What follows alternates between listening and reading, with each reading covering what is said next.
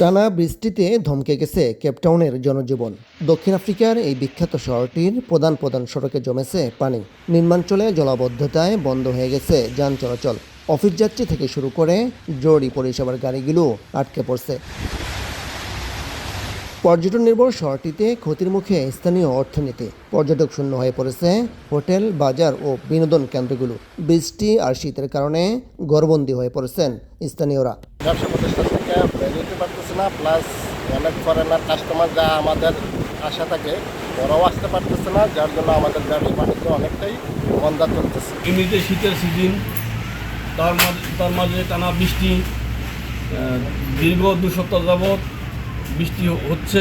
অনেক বৃষ্টি এবং সবাই ডিউটি করাও সমস্যা হচ্ছে এবং তার সাথে সাথে মানুষের জ্বর, সর্দি, কাশি, আমরা সবাই অসুস্থতাও বোধ করতেছি।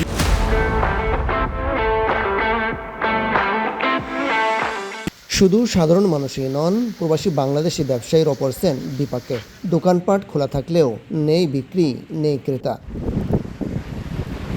দক্ষিণ আফ্রিকার আবহাওয়া অধিদপ্তর জানিয়েছে, আগামী কয়েকদিন এই বৈরী আবহাওয়া অব্যাহত থাকতে পারে।